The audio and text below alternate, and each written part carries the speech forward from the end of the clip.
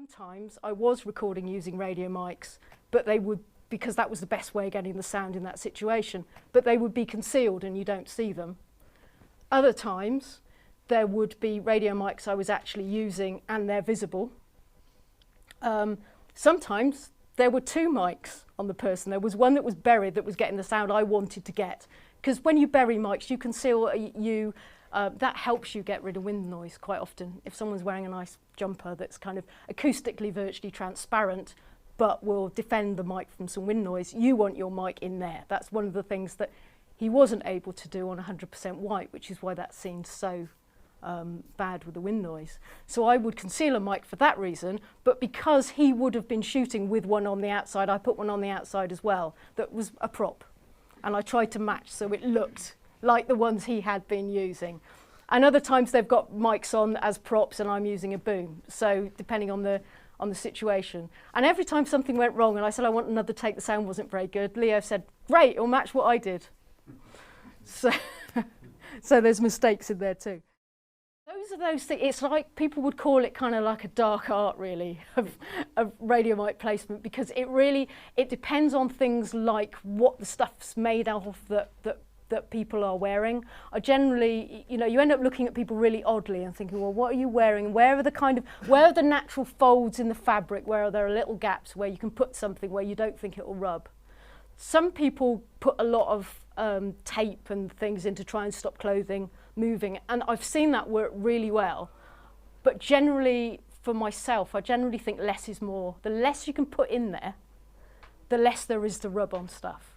So I kind of start with that, and if it doesn't work, move on to some other ideas like taping things or moving things around. But it is one of those things that kind of just doing it a lot, and some of those, you know, reality and sausage factory machine shows that I work on, where you get continued contributors coming at you all day, you mic them up, they talk to someone, they then go off, you get another person. You know, they're a great place to learn, because you see 20 people a day, you put microphones on them, they're wearing different things, they've got rattly jewellery, and you learn, you know. So it's to do it, and like sometimes you get it really wrong and you have to go back and move it, and other times you get it spot on first time, and sometimes there doesn't appear to be a difference between the two different methods. It is when you're using a camera that's only got two sound inputs, which they all have basically, you have to make that decision of what you're going to use them for. Now, unless your film is only ever going to involve two people, and what they say is the most important thing in your film and everything else you think you might add afterwards, or can deal with adding afterwards. And unless your film's like that, you're going to have to use the onboard camera mic or a boom somehow held by somebody on one of your tracks, which then leaves your other one for perhaps a radio mic, either on somebody, or the other thing is not to forget that radio mics don't have to be on people.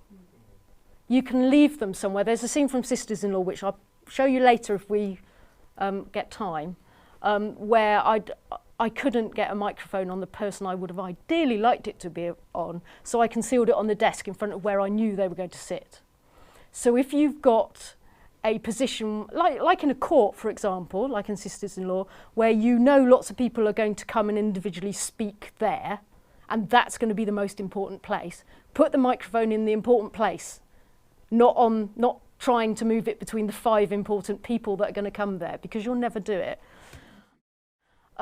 I mean, say for example, say if I've got a radio mic on you and I'm recording you asking me a question, and I've also got a boom here pointing at you, and it would be worse if you were further back.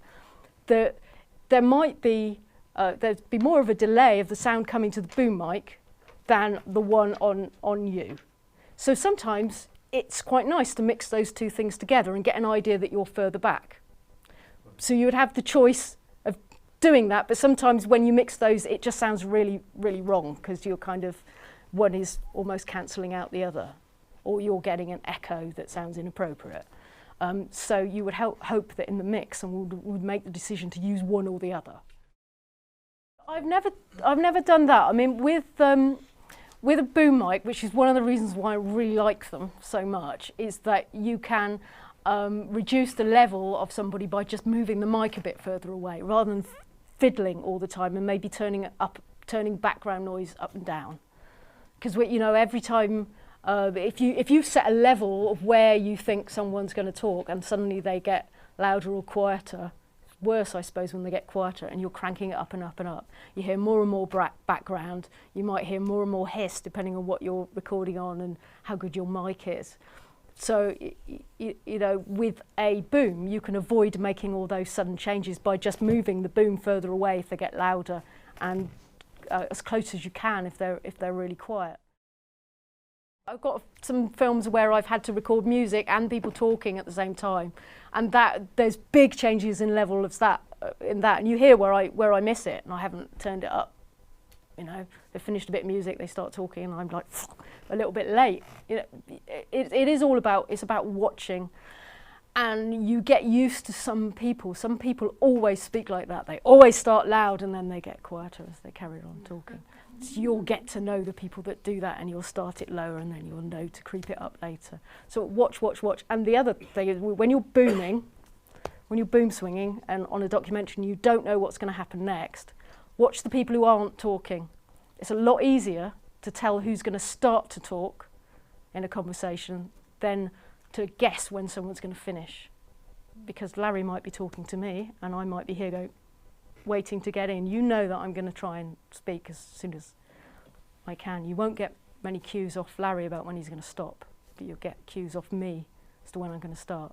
So yeah, it's watching.